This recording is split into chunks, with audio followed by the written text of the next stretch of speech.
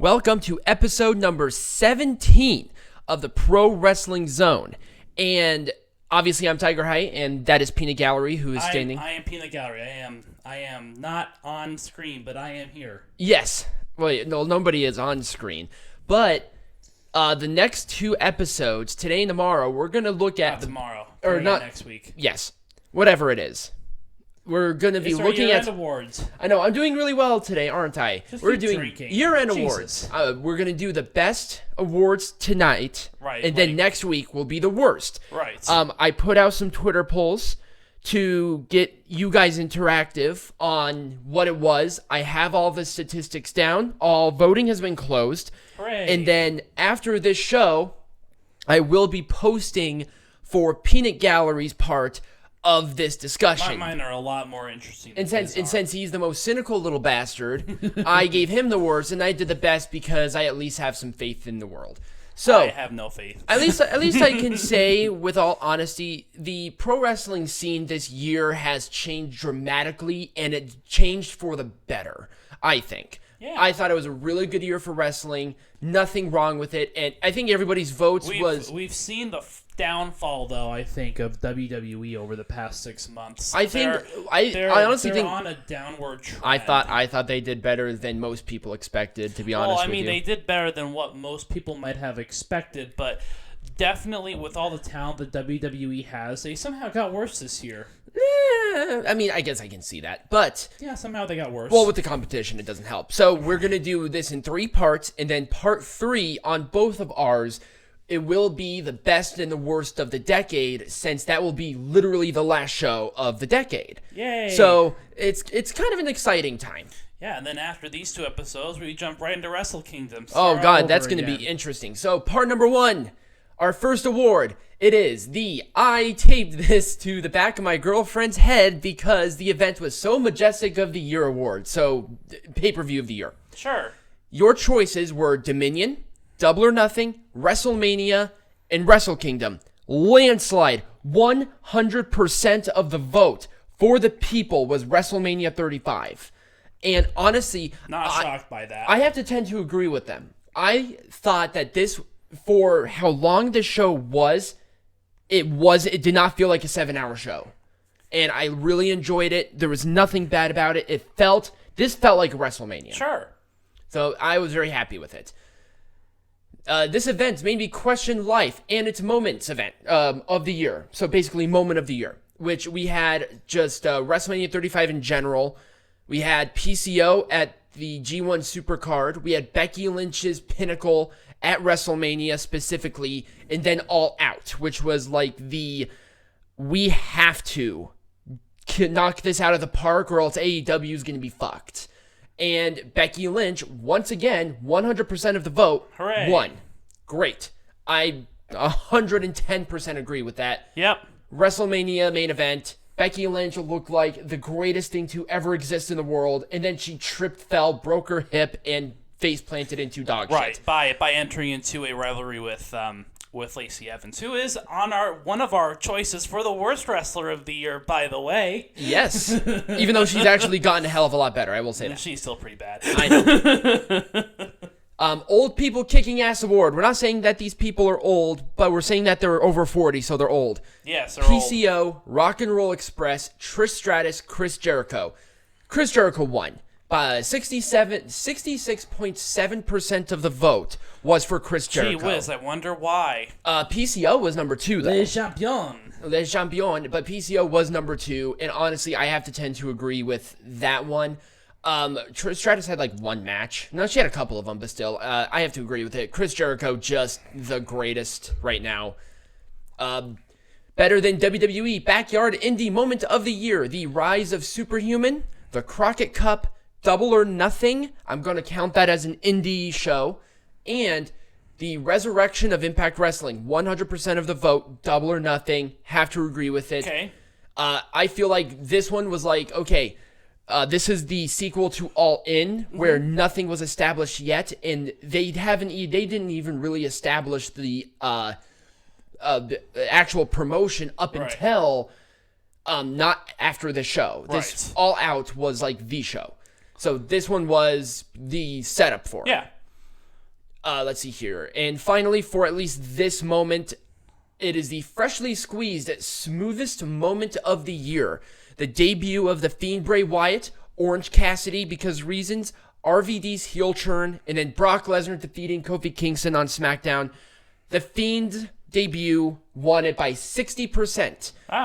Orange Cassidy and Rob Van Dam were number 2, and then Lesnar defeating Kingston got no votes. Well, because no one cared about that. So since we're only about 5 minutes in on this part, so we'll just do part 1 and part 2, and then no. But what I think we should do though is based on these results, who do you think might be potential contenders for next year? Who would you like to see next year? For just for these awards in general. So who do you think is gonna what event do you think is gonna stand out next year? Wrestle Kingdom. I think Wrestle Kingdom is gonna and the moment of the year.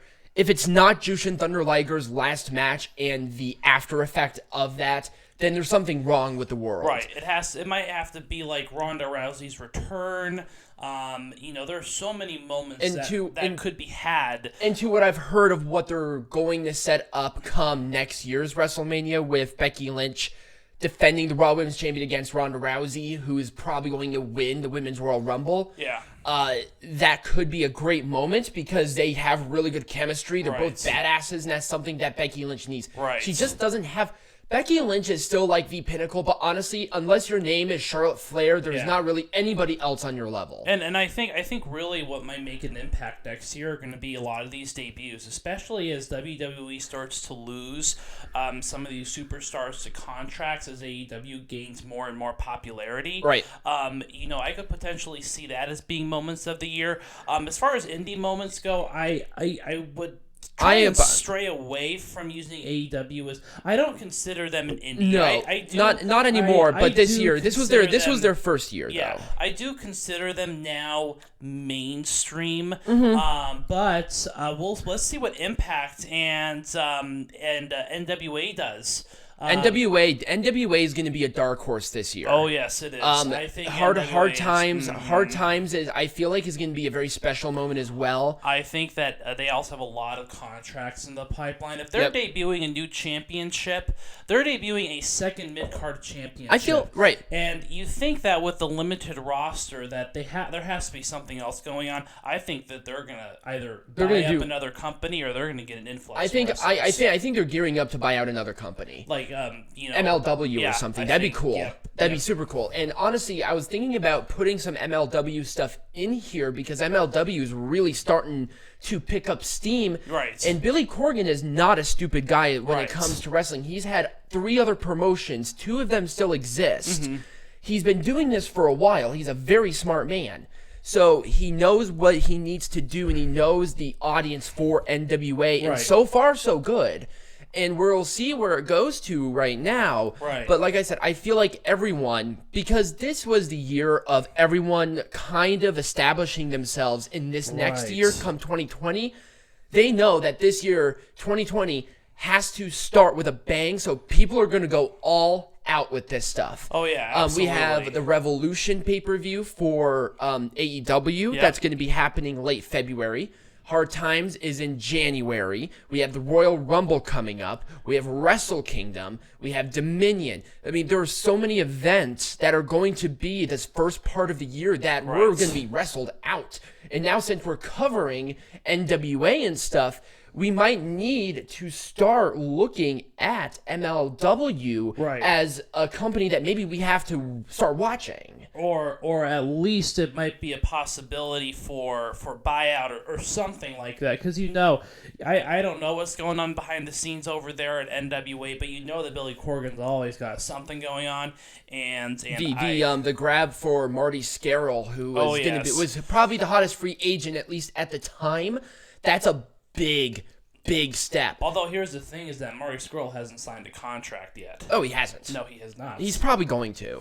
I mean, you never know. He could just sign with AEW. I don't know. Maybe, and there could be some partnerships. Right. I could see AEW and NWA have a budding partnering relationship, Yeah, and that'd be super cool. absolutely. Maybe not a buyout per se. Maybe they're gonna say, okay, but let's do some cross promotion. Let's do some cross promotion. Let's make a super card. I think that with the concept, because WWE is an absolute powerhouse. They make soup. They're like 3 or 4 brands in one, essentially, in one company, and they're set to expand as well. But we'll see a lot of partnerships, I think, happen as well, especially with the super cards and stuff. I can see a lot going on there. And then remember, there is going to be a New Japan Pro Wrestling American-based promotion that's coming up, I think, in the summer of this coming year. So that's going to be another.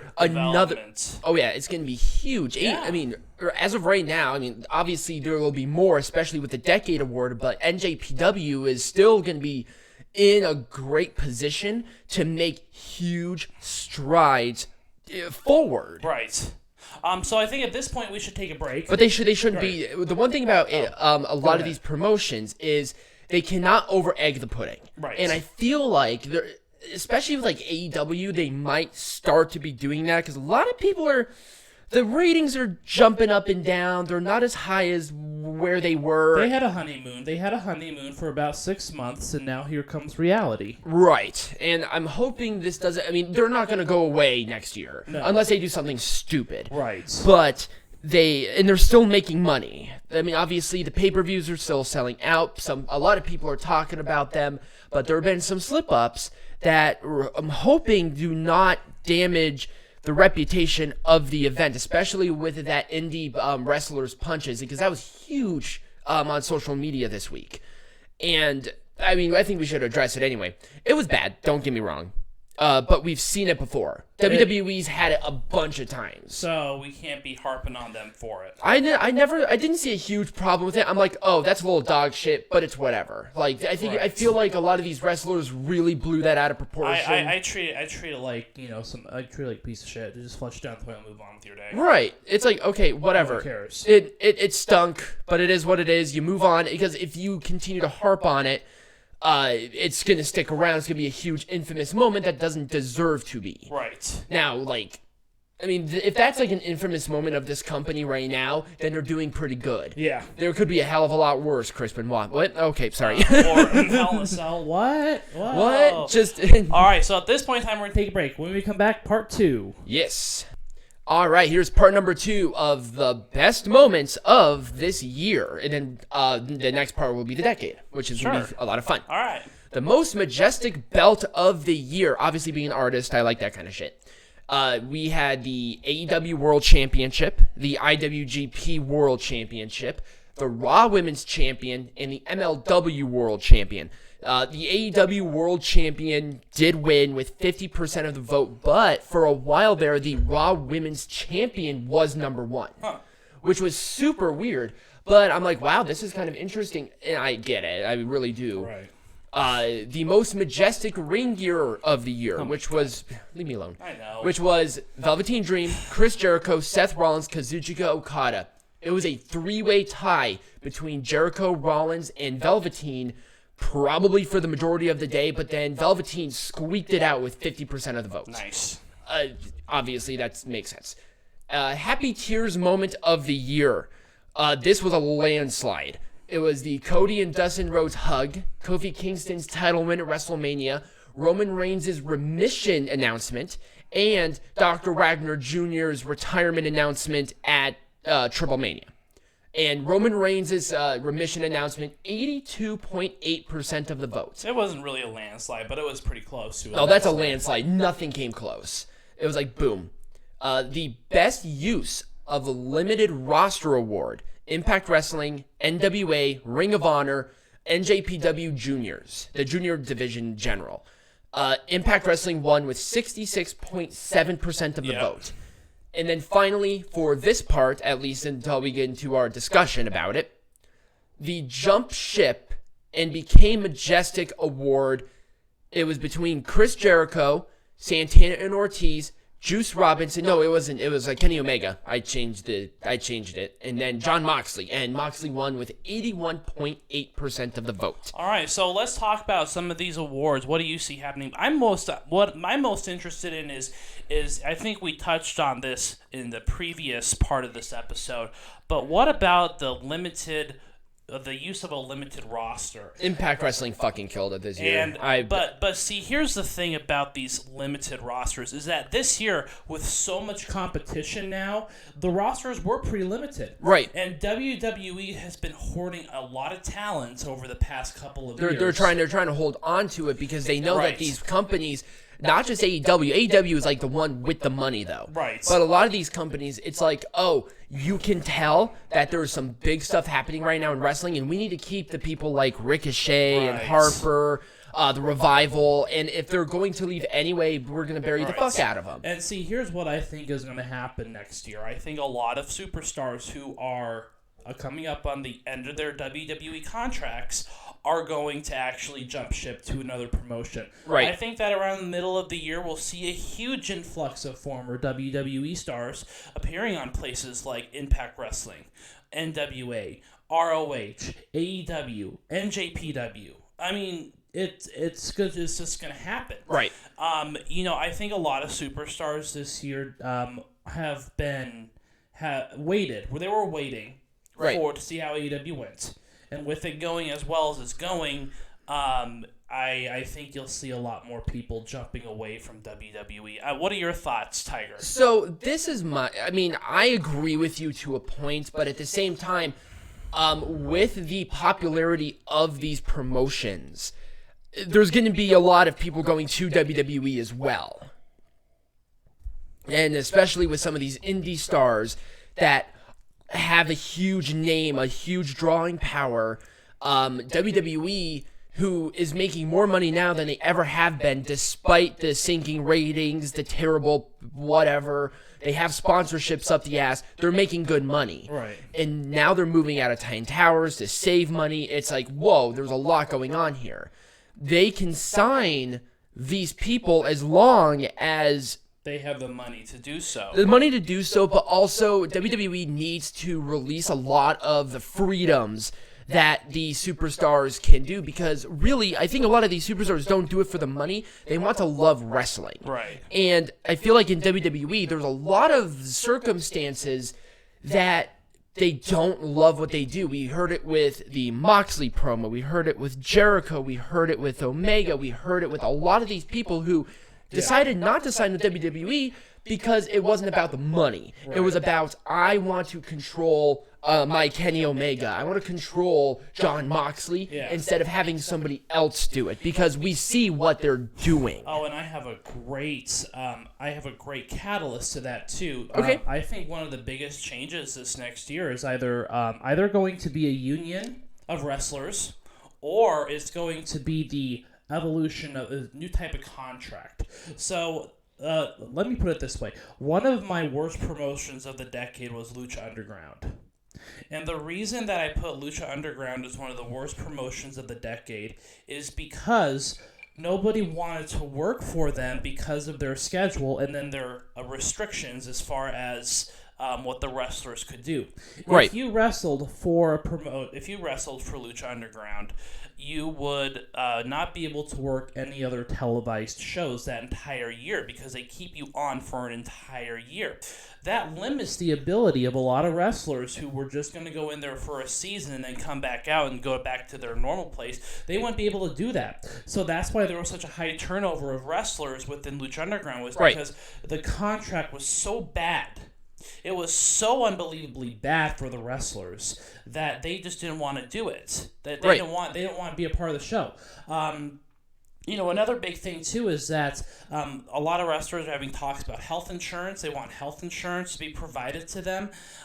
Which AEW is doing, as long as long as they get injured in their ring. Well, no, they'll take care of them. WWE has always done that for their performers, but we're talking about comprehensive health insurance. Oh, like that? Okay, I see what you're saying. Checkups for avoiding government Well, I don't think that's here's my problem with that is that if you want to do a union, it cannot be company specific. No, it has to be a general wrestling union, kind of like what the airlines right? Because technically they are like I said, because they are technically 1099s.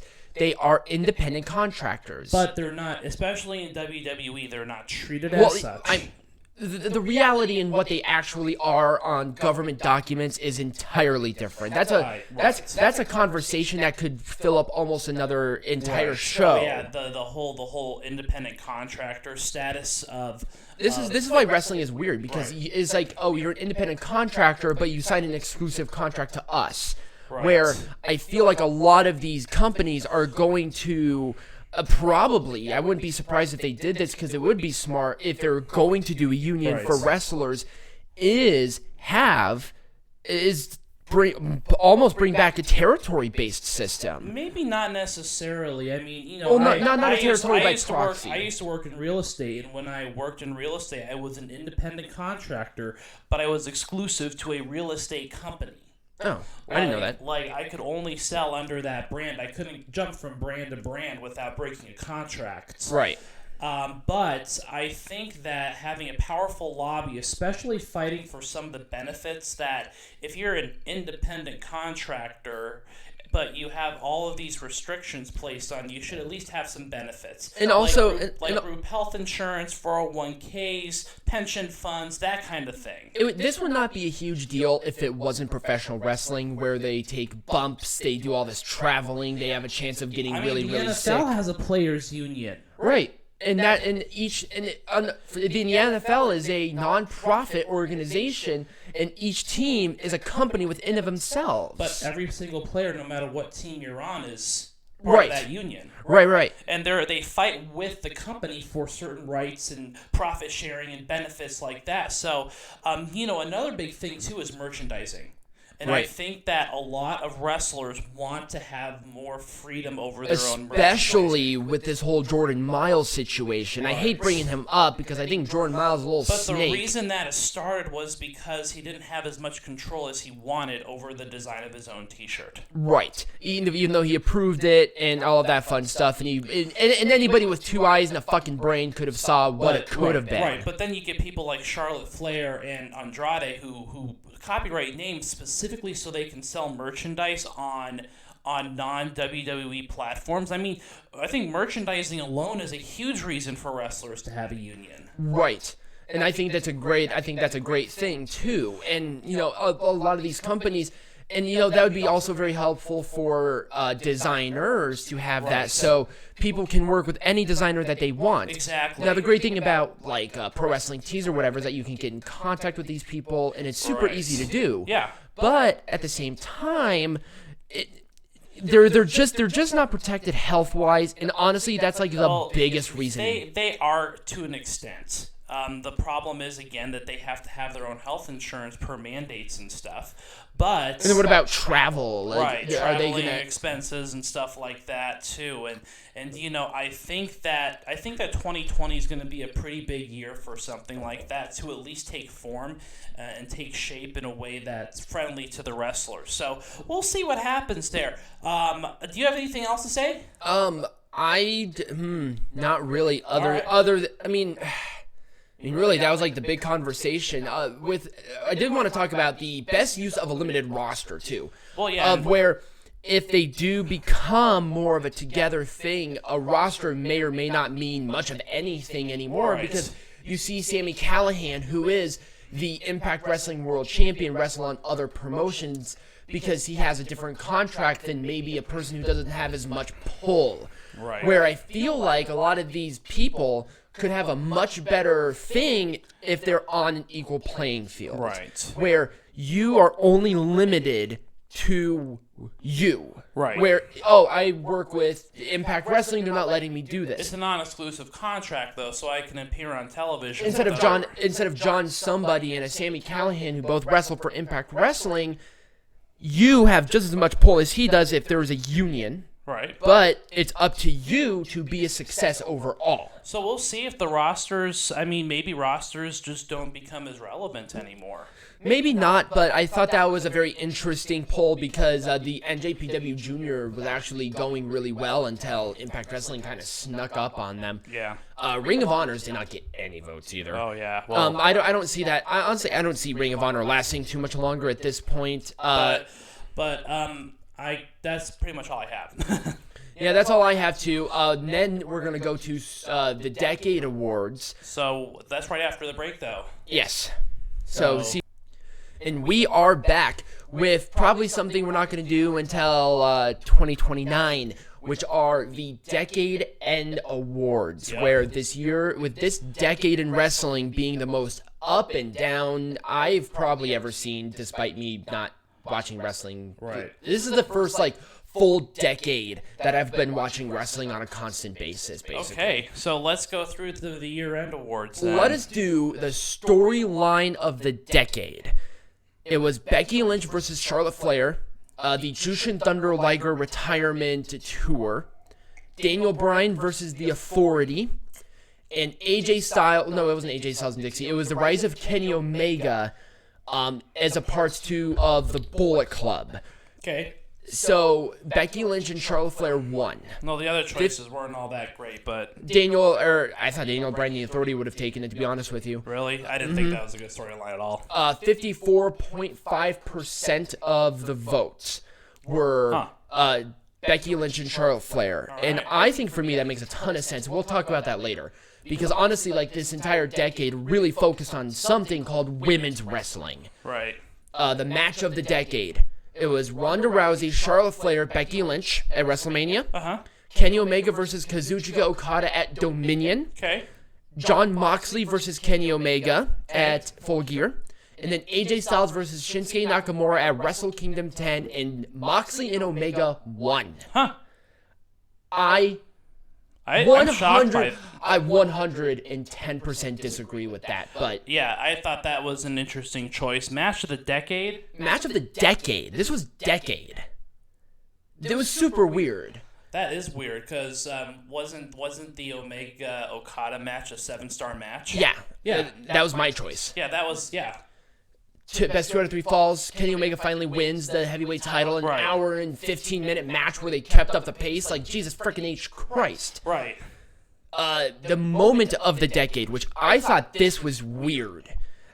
Cody and Dustin Rhodes' hug at Double or Nothing. Undertaker's streak broken. Becky Lynch after WrestleMania 35. I put 36 because I'm an idiot. And Daniel Bryan after WrestleMania 30. It was a 3-way tie with these 3. It was super weird. And I disagree with that. Undertaker's streak broken was the moment of the decade. That absolutely was. I don't know how there was a contention, and Right. I'll talk about it more, but that's kind of where it was. Yeah. Promotion of the decade. NJPW, AEW, WWE, and NWA. NJPW barely won. Oh, wow. Over WWE. Okay. Which was super weird, actually. Yeah. And then the pro wrestler of the decade. Chris Jericho, John Cena, CM Punk, and AJ Styles. And AJ Styles won with 36.4% of the vote. That's an interesting choice. I thought it was probably... I was going to say John Cena. I was going to say John Cena or Chris Jericho. Yeah, that's what I thought. I thought that one... I understand because AJ Styles, for this entire decade, was the cream of the crop, top of the card. He was the biggest thing in Impact Wrestling when it was still high. It definitely was the decade of AJ. Right. He was the most consistent worker on no matter where he went. Right. He was top of Bullet Club and NJPW, and probably the biggest growth spurt that NJPW saw, or at least the spark that lit the match that Kenny Omega took. Yeah. There was John Cena. I don't really have to say anything. He was the face of the biggest company in the world as a part of wrestling. For the better part of this decade. CM Punk was number 2, and Chris Jericho arguably was probably number in the top 5. Yeah, CM Punk obviously really sparked WWE when WWE was kind of in a steady decline. He really brought a lot of people back. Right. And people saw it from a mile away that this guy was going to be huge. I mean, they still chant CM Punk. Years after he retired. Right. And it was amazing. Yeah. And then what was it? Chris Jericho. The master, the chameleon of professional wrestling, the master of reinvention, really kickstarted so many things. He's 50 years old and he's world champion. And he is just such a great, consistent, amazing worker. He's very consistent. He's a top heel in that company. Easily. He's probably the top heel in the fucking wrestling world right now. Oh, that's true. Promotion of the decade. I'm not surprised. I would have chosen NJPW as well. Constant up. They really haven't slumped at all, despite them losing a lot of their biggest workers to AEW. Right. It's like, oh, we know how to build great stars. Right. Let's do that. Let's, bring up something that WWE does not have the forethought or foresight doing. Right. I think WWE would have won if they didn't go through that slump in the middle of the decade. Right. Because they went through a pretty big slump there between 2012 and 2017 or so. Yeah, it was really bad. Yeah, it was. But they've bounced back, and now they're bigger than they ever have been. So there we go. In moment of the decade, I'm not going to take anything away from Daniel Bryan at WrestleMania 30. What a fucking moment! Don't get me wrong. That's why it was on there. Becky Lynch winning the first women's main event in WrestleMania. Huge talking. The whole world was talking about this match too. But Undertaker losing at WrestleMania, I thought that was going to be a landslide as a part of the moment of the decade. And here's why I think that it was brought down to a 3-way tie. It's because the Undertaker losing his WrestleMania win streak, I think, shocked a lot of hardcore wrestling fans. I think it shocked everybody. It didn't shock everybody, though. You don't think so? It didn't make a lot. The only reason it made news outside of WWE was because it was Brock Lesnar who broke it. Brock Lesnar was the reason. Now, if it was someone who wasn't as well known, then it might have had some mention, but Brock Lesnar, I think, is the reason that the Undertaker's win streak being broken was so significant. Well, Brock Lesnar is the biggest box office draw right now. Right. I mean, he's up there in contention with Superstar of the Decade. That's why he's WWE champion. Right. Just because of his immense drawing power. I was going to put him on the Pro Wrestler of the Decade other than CM Punk, but with CM Punk going over the UFC of how much talk that was. Right. And Brock Lesnar really came back, and he wasn't wrestling as consistently as CM Punk, who was wrestling hurt, and people still talked about him years after he retired. Right. That's why he edged it out barely. But I'm going to disagree with you on the fact that it was because of Brock Lesnar. The Undertaker, nobody else has played him. Mark Calloway's been wrestling consistently in WWE since the early 90s. Yeah. Our mom, who barely watched wrestling, knows of The Undertaker. Right. She's like, he's still wrestling? Yeah, because it's The Undertaker. Our uncles watched The Undertaker. And they knew about Undertaker's winning streak at WrestleMania because it started to become a big thing in the early 90s. Right. And even Attitude Era people will still watch WrestleMania because of an Undertaker match. Right. And when that happened, the world stopped. You could hear a pin drop in that arena. Oh, yeah. It was like goosebumps. I can still watch it now. And just it was a huge thing. 1, 2, 3. What? And you just the energy was sucked out of everywhere. And then it was just like, what just happened? I mean, I was doing a live show. I was doing the live show still on YouTube at the time that this happened. I was in Michigan as well. And I remember I had all of my friends there. There were like 5 people in the house. And everyone, it was just silence until Undertaker walked to the back. Yeah. It was just like, oh my God. That just happened. I can't believe that happened. That's why I'm surprised that it was a 3-way tie. And I think all of these moments deserve to be on here. I'm sorry.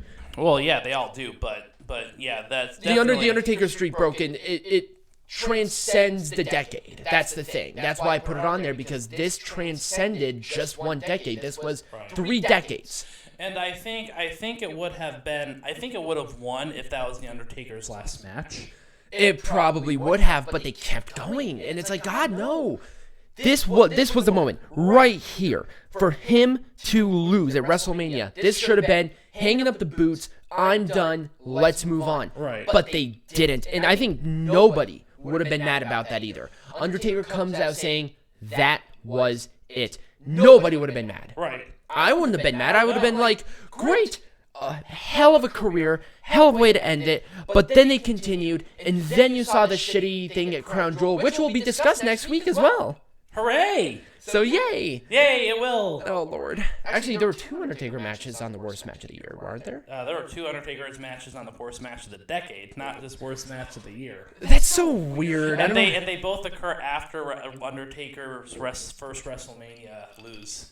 Loss, yeah, definitely. Match of the decade. I have to disagree with this, like 110%. Well, yeah, I think we had discussed that already. Well, I feel like some more explanation has to occur with this. But we're already about 10 minutes in, so I don't care. This is like the end of the decade. Let's at least go out with a bang. We're gonna go out with a bang. Shut up. Fine. So we've had a hell of a lot longer event. So just cut it out. You're just being lazy. What do I pay you for? You don't pay me. So, I would have chosen the Ronda Rousey, Charlotte Flair, Becky Lynch match over Moxley and Omega. I felt like that was probably one of the better matches, but... No, that match sucked. No, my choice for this was Omega and Okada at Dominion. That was the best match of the decade. It was easily the best match of the decade. I'm saying the triple threat match because of the significance. It was a pretty bad match, though. It wasn't a great match. Don't get me wrong. It was pretty bad. But when you think match of the decade, you're thinking, what is the defining match of the decade? This is, winner takes all. Women's wrestling white hot, and first women's main event at WrestleMania with a bona fide, and then it all just goes transitional star from right there. With a bona fide transition star like Ronda Rousey, who picked up wrestling faster than anybody has ever seen. And, I mean, that one was over this. And I was going to choose Omega and Okada at Dominion because this was the coronation of Kenny Omega, who was a junior starting this decade. Because Omega went from the juniors to the heavyweight division after Styles and Nakamura at Wrestle Kingdom 10. Ah. And I put that one on there because that was the last match with those two in New Japan. Right. That was better than any of the WrestleMania matches or whatever. Oh my God, it was a great match. And then just the significance of that. But I'm not taking anything away from Moxley Omega. I was surprised that match actually was there. But you got a bunch of noobs who don't know wrestling. Oh yeah. Well, I think they're thinking about this because this match was built for so long because it was supposed to happen earlier, and it didn't happen because of the injury. Right. And then it was a death match where Moxley was starting to get this reputation, and it was one of the most brutal matches of the decade. I like blood and guts. I think this is a great match. Oh, they still like that ECW nostalgia. I know. Wrestling isn't art, people. It's not a fucking blood fest. Omega and Okada was fucking art. Okay? That was art. That was art in its pure form. And then Styles and Nakamura, same thing. Rousey, Flair, and Lynch, to what it was, they pulled off a match. And it was, It was about as artsy as a first grade classroom, though. It was a feel-good moment. Yep, sure. I don't care about feel-good moments, though. You're so cynical. But I'm going to agree with the storyline of the decade of Becky Lynch and Charlotte Flair. It was okay. I'm saying that it went too many different directions. I'm saying that because we saw these two have their rivalry starting from NXT, where you couldn't have saw what this rivalry would have become at the beginning of the decade. Uh-huh. Where not only did they this whole push with women's wrestling, it's like they're friends, they're enemies, they're friends, they're enemies. Like, fuck. But the thing is like, no, if you put any other two women in this, it wouldn't have happened. Right. They're great workers. They had the energy to do it, and really the people responded. That's why they main evented WrestleMania. Yeah. All right. And that's why it was. So, with that, I am going to wrap up my part. I'm excited to see what the new year brings as a part of wrestling. Yep. And what the new decade will be. And we'll see you next decade. We're not going to do another show until then. I'm just kidding. No, we're doing another show. It's the better show. So, okay. So stay tuned for a show that's going to be monumentally better. Okay, I yes. thought you were going to put me on mute there for a because people are cynical as it comes to wrestling. So yes, if you want to hear cynical shit, join us next week. Yes. And if you want to watch our events with us, become a patron. Link down below in the description wherever you're watching this, and share it with your friends. Let us know how you felt and how you voted with our Twitters, social medias, and all that fun stuff that are linked. Thank you guys for a great year and a great decade for the show. And as always, be majestic.